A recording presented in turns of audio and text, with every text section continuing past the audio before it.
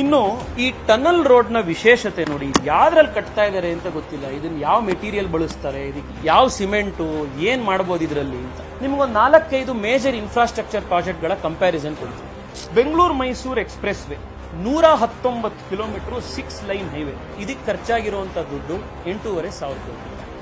Atal tunnel ಜಮ್ಮೂಲಿ ಹಿಮಾಲಯದ ಬೆಟ್ಟಗಳನ್ನ ಕೊರೆದು ಮಾಡಿರುವಂತ ಸುರಂಗಗಳನ್ನು ಮಾಡಿರುವಂತ ಅಟಲ್ ಟನಲ್ 9 ಕಿಲೋಮೀಟರ್ಗೆ 3,000 ಕೋಟಿ ರೂಪಾಯಿ.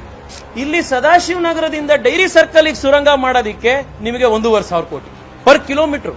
ಏನ್ ಪ್ರಾಜೆಕ್ಟ್ ಸರ್ ಇದು? ಇದನ್ನ ನಾವು ಪ್ರಶ್ನೆ ಕೇಳಲಿಲ್ಲ, ಸಾರ್ವಜನಿಕರು, ನೀವು ಮಾಧ್ಯಮದವ್ರು ಕೇಳಲಿಲ್ಲ ಅಂದ್ರೆ ಯಾರು ಪ್ರಶ್ನೆ ಕೇಳ್ತಾರೆ? ಇನ್ ಮುಂಬೈ ಕೋಸ್ಟಲ್ ರೋಡ್ 2.5 ಕಿಲೋಮೀಟರ್ ಸಮುದ್ರದ ಒಳಗಡೆ ಹೋಗಿರೋ ರೋಡ್ ಇದು. ಟೋಟಲಿ 30 ಕಿಲೋಮೀಟರ್ 8 ಲೇನು, ಅದೇ 13,000 ಕೋಟಿ ರೂಪಾಯಿ. ಇಲ್ಲಿ ಸಮುದ್ರ ಇಲ್ಲ, ಕೆರೆ ಇಲ್ಲ, ಇರೋ ಕೆರೆನೆಲ್ಲ ನೀವೇ ನುಂಗಿದ್ದೀರಿ. ಯಾವುದೇ ನೀರಿನ ಬಾಡಿ ಇಲ್ಲ. ಬೆಂಗಳೂರಲ್ಲಿ ಸಿಗ್ತಾ ಇರುವಂತ ನೀರು ಅಂತಂದ್ರೆ ಮಳೆಗಾಲದಲ್ಲಿ ಸರಿ ರಿಪೇರಿ ಮಾಡದಲ್ಲೇ ಏನ್ ಗುಂಡಿ ಇದೆ ರಸ್ತೆ, ಅದು ಬಿಟ್ರೆ ಇನ್ ಯಾವ ನೀರ್ ಬಾಡಿನೂ ನಿಮಗೆ ಸಿಗ್ತಿಲ್ಲ, ವಾಟರ್ ಬಾಡಿ ಸಿಗ್ತಾ ಇಲ್ಲ. ಆದ್ರೆ ಮುಂಬೈ ಕೋಸ್ಟಲ್ ರೋಡ್ ಅಲ್ಲಿ ಅರೇಬಿಯನ್ ಸಮುದ್ರದ ಮಧ್ಯದಲ್ಲಿ ಏನ್ 3 ಕಿಲೋಮೀಟರ್ ರಸ್ತೆ ಮಾಡಿದ್ರು ಅದಕ್ಕಿಂತ ಜಾಸ್ತಿ ದುಡ್ಡು ನಿಮಗೆ ಪರ್ ಕಿಲೋಮೀಟರ್ ಇಲ್ಲಿ ಮಾಡಕ್ ಬೇಕಾಗ್ತಾ ಇದೆ.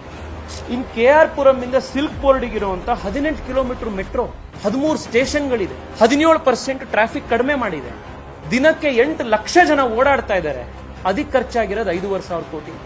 ಮೊನ್ನೆ ಪ್ರಧಾನ ಮಂತ್ರಿಗಳು ಉದ್ಘಾಟನೆ ಮಾಡಿದ್ರು ಕೇರಳ ಕೋಸ್ಟಲ್ ಹೈವೇ ತಿರುವನಂತಪುರಂ ಇಂದ ಕಾಸರಗೋಡಿಗೆ, ಇಡೀ ಸೌತ್ ಕೇರಳ ಇಂದ ನಾರ್ತ್ ಕೇರಳವರೆಗೆ 665 ಕಿಲೋಮೀಟರ್, ಸುಮಾರು 31 ಬೇರೆ ಬೇರೆ ಟನಲ್ಗಳು ಬರ್ತಾ ಇದೆ ಆ ಪ್ರಾಜೆಕ್ಟ್ ಒಳಗಡೆ ಬೆಟ್ಟಗಳ ಮಧ್ಯದಲ್ಲಿ. 6,500 crores ಅಲ್ಲಿ ಪ್ರಧಾನ ಮಂತ್ರಿಗಳು 656 ಕಿಲೋಮೀಟರ್ ಉದ್ದದ ರಸ್ತೆ ಕಂಪ್ಲೀಟ್ ಮಾಡಿದ್ರು. ನಿಮಗೆ 18 ಕಿಲೋಮೀಟರ್ ಉದ್ದ ರಸ್ತೆ ಮಾಡಕ್ಕೆ 20,000 ಕೋಟಿ ಬೇಕಾಗ್ತಾ ಇದೆಯಲ್ಲ.